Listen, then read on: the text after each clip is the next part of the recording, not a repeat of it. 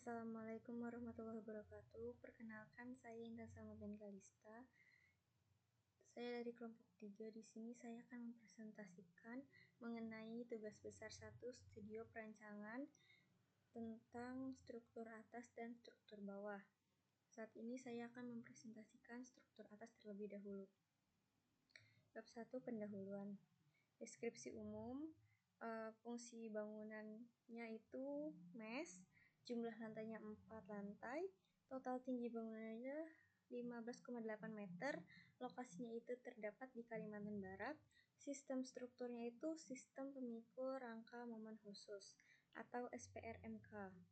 Nah, untuk gambar denahnya ini ada denah lantai 1, denah lantai 2, denah lantai 3, denah lantai 4, tampak atap, tampak depan, potongan AA, CC, dan DD. Nah, untuk spesifikasi materialnya, di sini ada mutu baja tulangan dengan F-yield-nya itu 400 MPa dengan diameter lebih dari 19.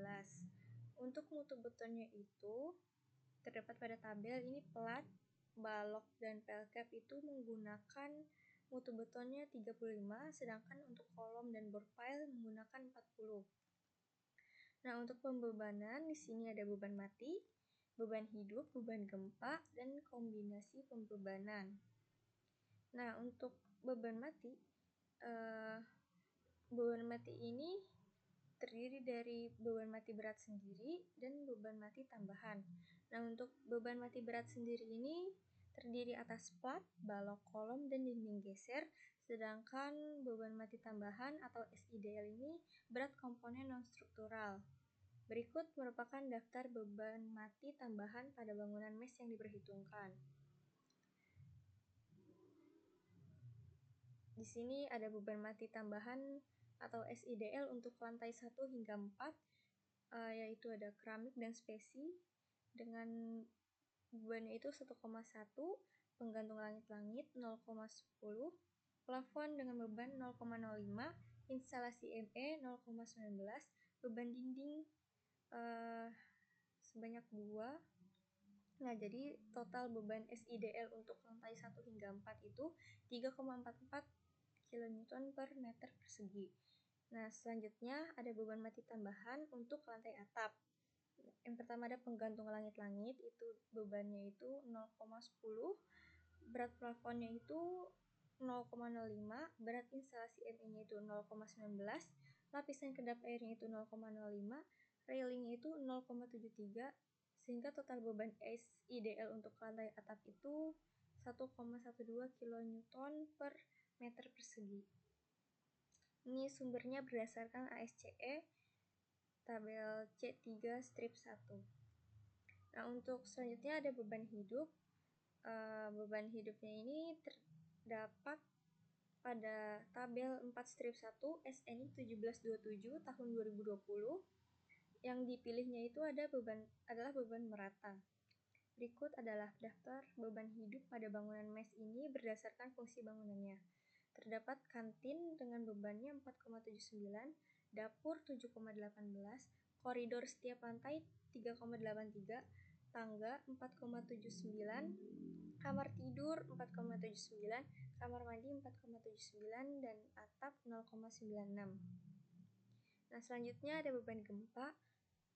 Ini pada bangunan mes ini menggunakan analisis respons spektra atau respons spektrum analisis, di mana data gempa ini diambil dari RSA Puskim 2019.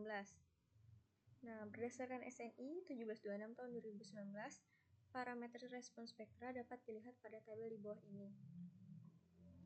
Ini tabelnya. Selanjutnya, pada tanah lunak daerah Kalimantan didapatkan respons spektra sebagai berikut. Nah, dalam tahap menganalisis respons spektra itu kita harus menghitung faktor skala. Faktor skala itu menggunakan rumus yang terdapat pada SNI 1726 tahun 2019, sehingga didapatkan faktor skalanya itu 1,20. Nah, selanjutnya ada kombinasi pembebanan. Kombinasi pembebanan ini mengacu pada SNI 2847 tahun 2019. Pada tugas besar ini, beban anginnya itu diabaikan. Jadi, kombinasi pembebanannya dapat dijabarkan sebagai berikut. Di sini terdapat 18, di mana DL merupakan beban mati termasuk SIDL, LL merupakan beban hidup, QEX itu beban gempa dinamis arah X atau spektrum X, dan QEY beban gempa dinamis arah Y atau spektrum Y. Di sini ada rho faktor redundansi, terus SDS parameter percepatan spektrum respon desain pada periode pendek. Nah, berikut daftar beban kombinasi yang akan diinput pada etaps dengan nilai SDS 0,07 dan rho-nya itu 1,3. Di sini terdapat kombinasinya ada 18, DL, terus ada SIDL, ada LL, ada spektrum X, ada spektrum Y. Nah, untuk bab 2, perencanaan elemen struktur. Untuk perencanaan plat ini terdapat plat satu arah dan plat dua arah. Nah, untuk sistem plat satu arah ini artinya itu kayak elemen plat ini kecenderungan mentransfer beban hanya ke satu arah dan mengacu pada SNI 2847 tahun 2019.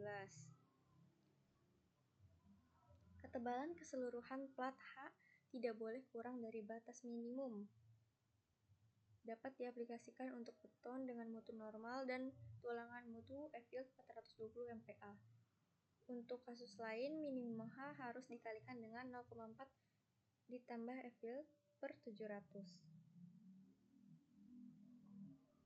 Ini berikut tabelnya. Selain itu, tebal plat rencana minimum yang disyaratkan SNI 2847 tahun 2019 adalah 120 mm. Nah, selanjutnya ada perencanaan plat dua arah. Plat dua arah ini akan dijumpai jika plat beton menahan beban yang berupa momen lentur pada bentang dua arah. Mengacu pada SNI 2847 tahun 2019. Sini ada tabelnya. Terus selanjutnya untuk perhitungannya, diketahui LJ-nya itu 3000 mm, LX-nya 2000 mm, dengan betanya itu, menghitung beta itu LY per LX sama dengan 3000 dibagi 2000 sama dengan 1,5, termasuk plat dua arah. Untuk T didapatkan 102,39 mm atau 120 mm. Di sini terdapat tipe plat S2A dan S2B. Untuk S2A itu bentang terpanjangnya itu 3000, bentang terpendeknya 2000. Untuk BT-nya itu dia 1,5, terangannya itu dua arah. Untuk T-min-nya itu 102,39, untuk T yang dipakai itu 120. Sedangkan untuk S2B, bentang terpanjangnya itu 2000, bentang terpendeknya itu 1500, untuk BT-nya itu 1,33, keterangannya itu plat dua arah. T minimalnya itu 71,23, T yang dipakainya itu 120 mm. Kenapa 120 mm? Karena sesuai dengan SNI yang disebutkan dalam yang tadi nih, SNI 2847 2019. Karena tebal plat rencana minimum yang di rencanain SNI itu kan 120, sedangkan kita dapatnya 102, jadi kita mengacu pada SNI. Selanjutnya, ini merupakan layout perencanaan plat lantai atap. Nah, selanjutnya ada perencanaan balok dan plat tegang yang tidak bertupu atau melekat pada konstruksi lain yang mungkin rusak akibat lendutan yang besar. Ketebalan keseluruhan balok H tidak boleh kurang dari batas minimum, kecuali jika hasil hitungan pada batas lendutan terpenuhi. Rumusan tersebut dapat diaplikasikan untuk beton dengan mutu normal dan tulangan mutu F-yield-nya itu 420 MPa. Selanjutnya, Ini perencanaan balok T. Lebar flange efektif yang diperhitungkan tidak lebih besar dan diambil nilai terkecil dari nilai-nilai berikut. Yang pertama, seperempat panjang bentang balok L/4. Yang B, 8 kali tebal slab 8 TP. Yang C, setengah jarak bersih antara badan-badan balok yang bersebelahan. Setengah dalam kurung L dikurang setengah K1 dikurang setengah K2. Selanjutnya,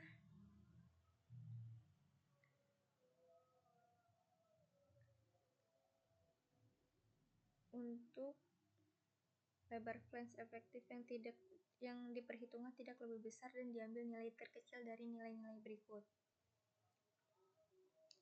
Kalau yang ini L/12 6 TP dan setengah jarak bersih antara badan-badan balok yang berdekatan. Setengah L dikurang setengah K1 dikurang setengah K2. Selanjutnya ada perhitungan dimensi balok T. Diketahui L-nya itu 3000 mm, H-nya itu L/18,5 sama dengan 3000 dibagi 18,5 didapatkan 162,16 mm. Untuk B-nya itu H/2 162,16 dibagi 2 didapatkan hasil 81,08 mm. Untuk T-nya itu 120 mm. BE diambil nilai minimum dari 3 persamaan di bawah ini. BE1 sama dengan L/4 sama dengan 3000 dibagi 4 didapatkan hasil 750 mm. Selanjutnya BE2 sama dengan 8T berarti 8 dikali 120 sama dengan 960 mm. Selanjutnya BE3 sama dengan setengah dalam kurung L dikurang setengah K1 dikurang setengah K2 sama dengan setengah dalam kurung 3000 dikurang setengah dikali 500 dikurang setengah dikali 500 didapatkan hasil 1500 mm. Maka BE-nya itu didapatkan 750. Diambil nilai terkecil. Nah, kemudian ini perencanaan balok T. Ada BI T1, BI T2, BI T3, BI T4, BI T5, BAT1, BAT2, BAT3, BAT3. Ini BAT4. Selanjutnya ada perhitungan dimensi balok L. Diketahui L-nya 3000 mm, H-nya itu sama dengan L/18,5 berarti 3000 dibagi 18,5 didapatkan 162,16 mm. B-nya diperhitungkan H/2 didapatkan 81,08 mm. T-nya itu 120 mm. BE diambil nilai minimum dari 3 persamaan di bawah ini. BE1-nya didapatkan 250, BE2-nya 720, BE3-nya 1500. Sehingga nilai BE-nya diambilnya 250. Nah, untuk tipe balok ada BIL1, BIL2, BIL3, BIL4. Nah, berikut merupakan gambar perencanaan balok. Selanjutnya, perencanaan kolom. Perhitungan struktur kolom menggunakan rumus sebagai berikut. AG lebih besar dari sama dengan PU di mana beban total yang bekerja pada kolom per 0,3 dikali kuat tekan kolom. Perhitungan beban satu lantai untuk tributary area 6 kali 4 meter. Nah, ini untuk tabelnya, perhitungannya didapatkan berat beban mati 105,12 pada lantai atap. Untuk beban total pada lantai atap itu didapatkan 155,04. Untuk beban total pada lantai 1 sampai 3 itu didapatkan 329,28 kN. Nah, untuk beban hidupnya itu didapatkan 103,44. Kalau untuk beban hidup pada lantai atap didapatkan 23,04 kN. Untuk perencanaan dimensi kolom. Berikut tabelnya. Untuk dimensi kolom kita memakai 400 x 400. Dan mutu betonnya itu 40. Ini terdapat berat per lantai, berat akumulatif, luas, dan sisi. Untuk tipe tributary area, yang 6 x 4 itu 400 x 400, 4,5 x 4 itu 400 x 400 juga. Ini untuk berlaku dari lantai 1 hingga lantai atap. Nah, ini untuk layout perencanaan kolom. Nah, berdasarkan tabel perencanaan yang tadi, maka didapatkan peta layout perencanaan kolom sebagai berikut. Nah, ini untuk perencanaan kolom lantai 1 dan perencanaan kolom lantai 2 hingga lantai 4. Selanjutnya, modelisasi struktur. Nah, yang pertama ini penginputan. Ini pada aplikasi Etaps, kita input dulu, klik grid, terus kemudian kita tambahkan gridnya, story data. Nah, selanjutnya didapatkan sebagai berikut gambarnya. Nah, setelah itu baru kita input material yang akan digunakan. Karena pada bangunan ini akan digunakan material 35 dan 40, maka kita menginput 2 kali, yaitu untuk material 35 MPa dan 40 MPa. Setelah itu baru kita pembuatan balok. Nah, ini untuk contohnya kita pembuatan balok BIT1. Untuk frame section property reinforcement datanya itu kita pakainya beam karena kita akan membuat balok. Setelah oke, kita menginput semua balok-balok yang tadi, kayak BAT1, BAT2 sampai kolom. Nah, selanjutnya ini pembuatan kolom sama seperti balok tadi. Kita menginput pada frame section property data. Untuk yang frame section property reinforcement ini kita pakainya kolom. Setelah selesai,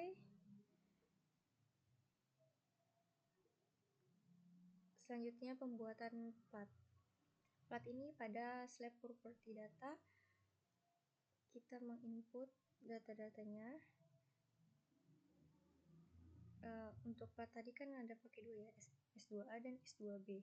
Dengan ketebalan itu 120 mm sesuai dengan SNI. Nah, selanjutnya ini untuk pemodelan kolomnya.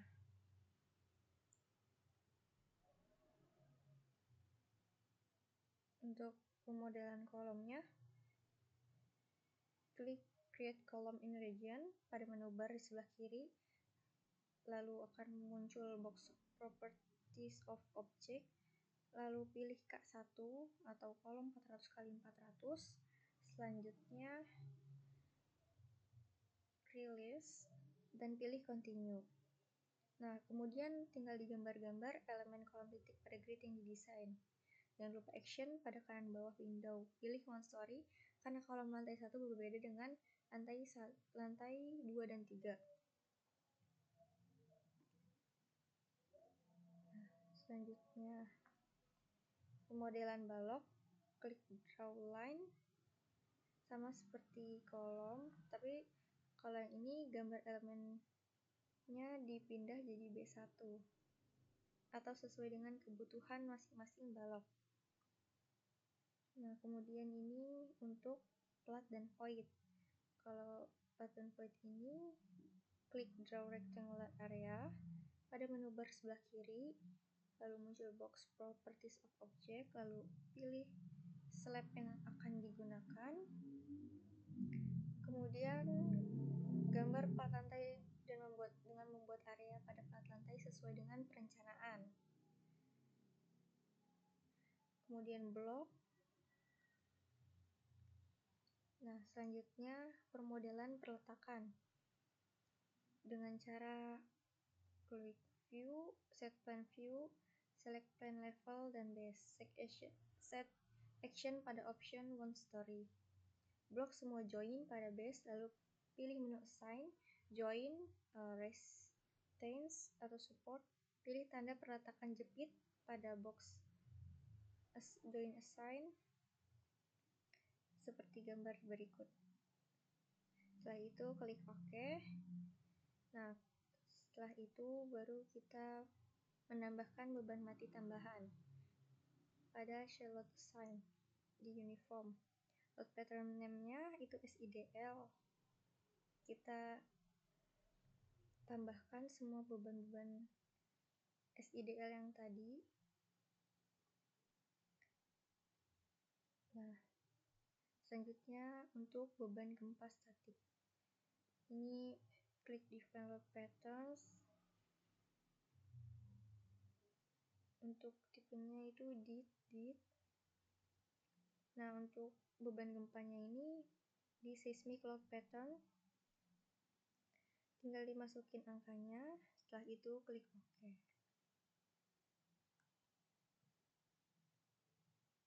Nah, selanjutnya untuk beban gempa dinamis, klik load cases, terus add new case. Nah, nanti ditulis SPEC itu spektrum X dan spektrum Y. Setelah udah di input, klik OK. Selanjutnya menginput beban kombinasi.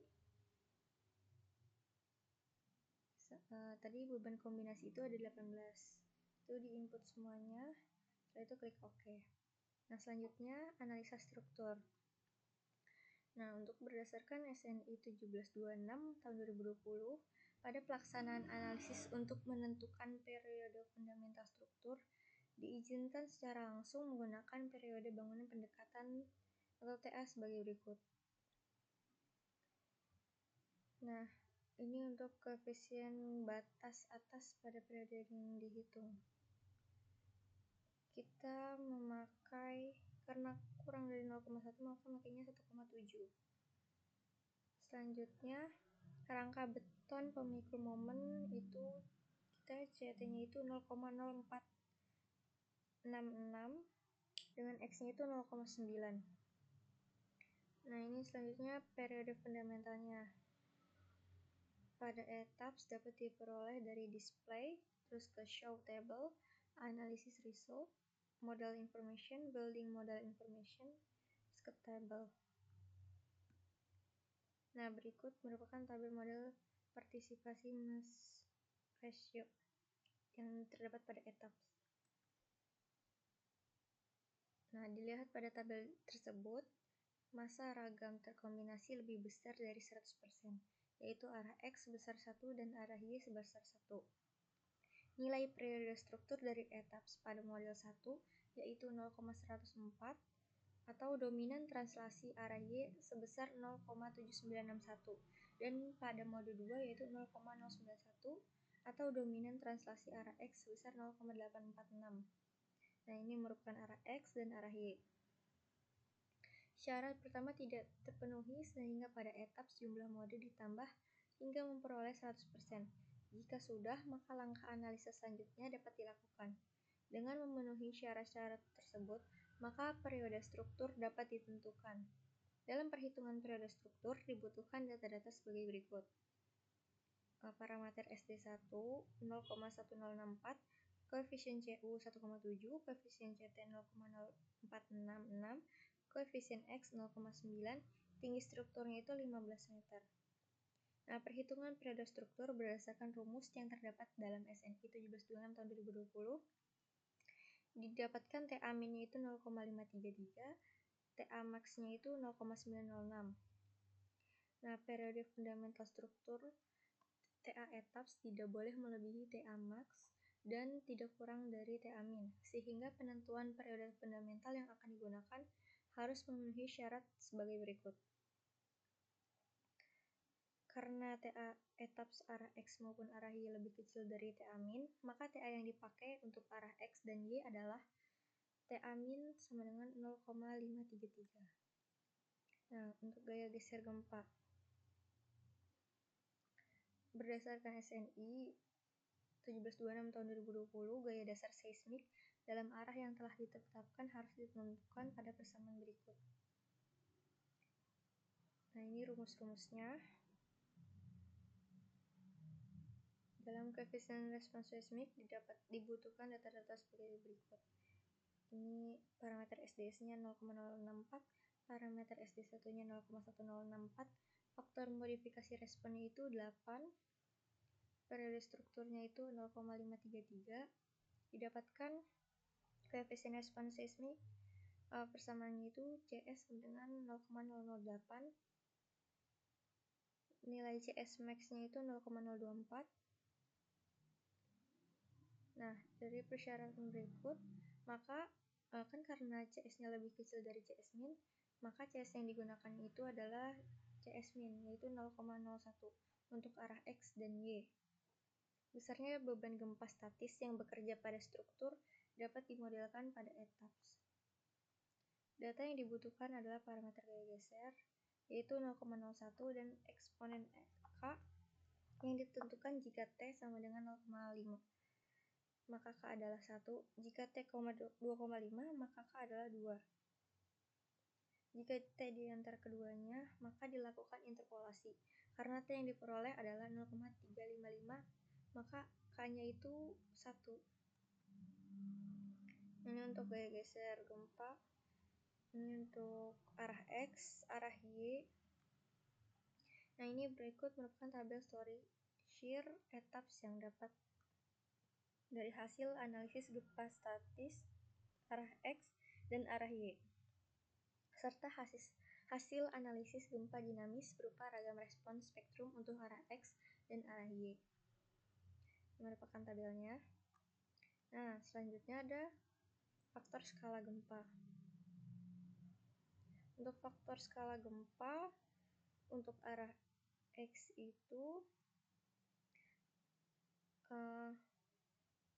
totalnya itu yang statisnya itu 203,2815, untuk arah dinamisnya itu 159,0068.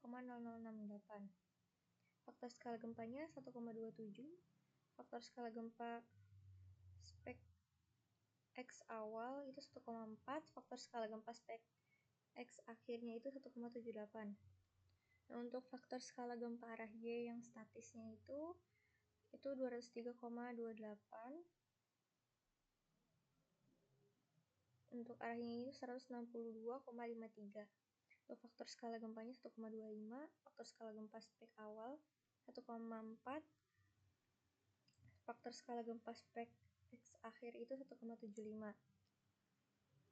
Nah, skala gempa didesain spektra pada etaps diganti dengan faktor skala gempa akhir sesuai dengan masing-masing arah gempanya, sehingga analisis dan desain perlu dicek kembali dengan menggunakan faktor skala yang ditingkatkan tersebut. Ini untuk memasukkan spektrum arah X dan arah Y. Nah, ini untuk simpangan antar lantai.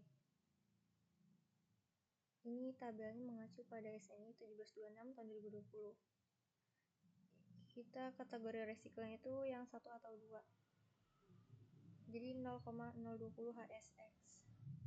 Nah, berikut merupakan tabel drift story etaps yang dapat dari hasil analisis gempa dinamis berupa ragam respons spektrum untuk arah X dan arah Y. Ini untuk drift X dan Y itu 0,00001. Nah, selanjutnya tabel simpangan antar lantai arah X dan tabel simpangan antar lantai arah Y. Ini statusnya oke semua. Yang berikut merupakan diagram simpangan antar lantai, simpangan izin. Selanjutnya bab 5 desain struktur.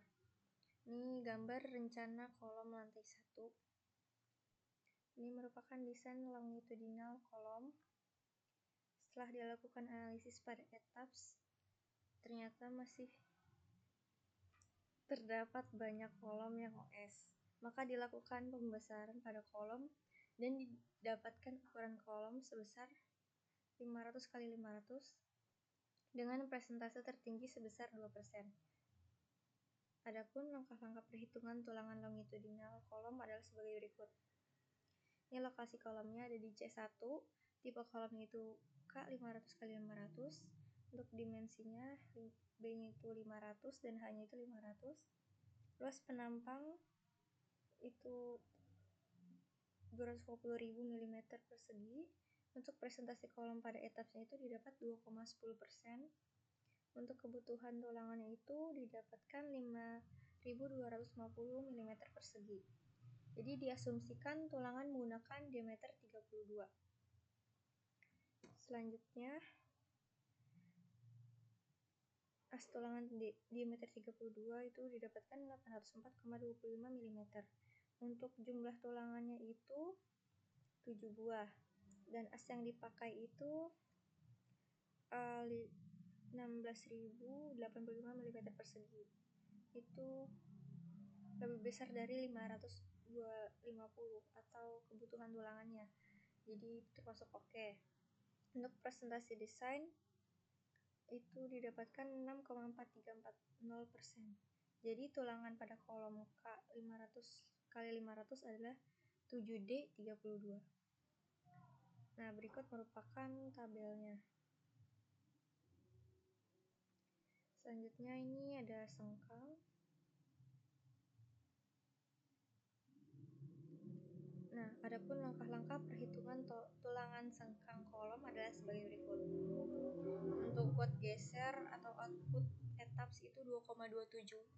Asumsi diameter sengkangnya itu diameter 19, jumlah kakinya itu ada 2. As sengkangnya itu didapatkan 157,1 mm persegi. Untuk kebutuhan tulangannya itu 1,44. S sengkangnya itu didapatkan 69,19. Untuk syaratnya itu jika rencana kurang dari jarak sengkang, jika jarak rencana lebih dari 200 mm, maka diambil jarak rencana sebesar 200 mm. Jika jarak rencana kurang dari 75 mm, maka diambil jarak rencana 75 sampai 100 mm. Jadi jika jarak rencana pada tumpuan dan lapangan sebesar 200 mm atau D10 jarak 200 mm. Berikut merupakan tabel rekapitulasi sengkang. Selanjutnya rencana balok lantai 1. Nah, dari gambar tersebut luas tulangan yang ditinjau adalah sebagai berikut. Ini ada tumpuan, lapangan tumpuan. Digunakan tulangan ulir diameter 19 sehingga didapatkan asnya itu 283,53 mm persegi. Luas tulangan minimumnya itu 517,66. Dilakukan uji coba selama terus asminnya itu didapatkan pas 90, maka yang digunakan itu yang 517,66 mm persegi.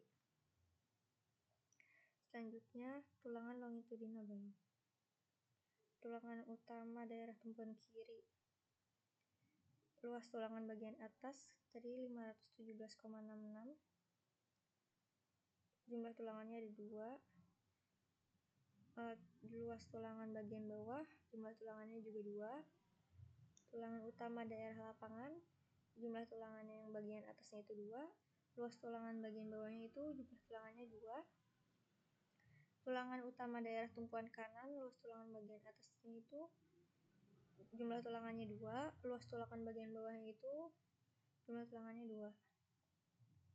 Nah, ini merupakan desainnya tulangan sengkang balok. Nah, ini ada daerah tumpuan kiri, daerah tumpuan lapangan. Nah, untuk daerah tumpuan kiri ada kuat geser itu 0,64. Asumsi diameter sengkangnya diameter 10. Jumlah kakinya 2. As sengkangnya itu didapatkan 157,1 mm persegi. Kebutuhan tulangannya itu didapatkan 0,407. S sengkangnya itu didapatkan 245,43 mm, maka diambil jaraknya itu 200 mm. Selanjutnya daerah tumpuan lapangan, kuat gesernya itu didapetin 0,32. Asumsi diameter sengkangnya itu diameter 10. Jumlah kakinya 2. sengkangnya didapatkan 157,1 mm, kebutuhan tulangannya didapatkan 0,203, sengkangnya itu didapatkan 490,874 mm, maka diambil jarak 200 mm. Selanjutnya ada daerah tumpuan kanan. Kuat gesernya didapatkan 0,32, asumsi diameter sengkangnya itu pakai diameter 10, jumlah kakinya itu ada 2, sengkangnya itu 157,1 mm, kebutuhan tulangannya itu 0,203, sengkangnya itu didapatkan 490,874, maka diambil jarak 200 mm. Nah, ini untuk self force M11 dan M22 akibat beban kombinasi 2. Tulangan arah vertikal M11. Dari hasil analisis didapatkan M11-nya itu 3,493 kN. Nah, MU-nya itu didapatkan 13,972 kN. Tipe platnya itu arah vertikal, tebal plat landainya 120 mm, mutu betonnya 35 MPa, mutu bajanya 400 MPa, diameter tulangannya 10, jarak tulangan rencananya 200, lebar platnya 6000 mm, selimut betonnya itu 20 mm. Nah, luas tulangan yang terpakai itu 2356,19 mm persegi.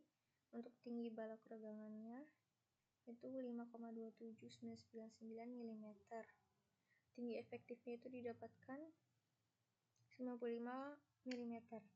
Momen nominal didapatkan 87,0473 kN. Syaratnya itu MN lebih besar dari sama dengan MU. Hasilnya diperoleh tulangan plat arah vertikal sebesar D10 dengan jarak 200.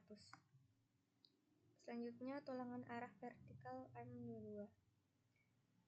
Didapatkan M22 2,669 kN, MU-nya 16,014. Tipe platnya itu S11 dan S12 arah horizontal, tebal plat lantainya itu 120 mm, mutu betonnya 35, mutu baja tulangan 400, diameternya 10, jarak tulangan rencananya 200 mm, lebar platnya 6000 mm, selimut betonnya 20 mm, luas tulangan yang terpakainya itu 2356,19 mm persegi. Tinggi balok regangannya itu 5,27999 mm. Tinggi efektifnya 95 mm. Momen nominalnya 87,0473. Untuk syaratnya dia memenuhi sehingga diperoleh tulangan plat arah horizontal sebesar diameter 10 dengan jarak 200. Berikut merupakan tabel desain setiap lantai.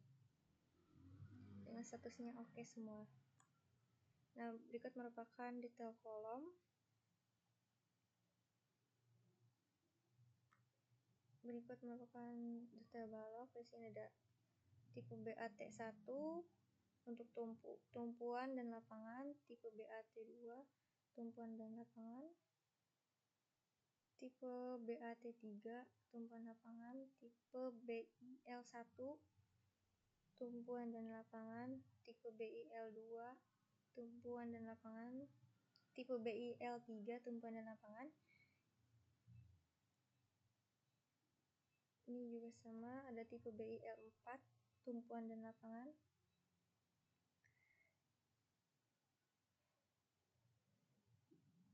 tipe BIT1, tipe BIT2, dan selesai.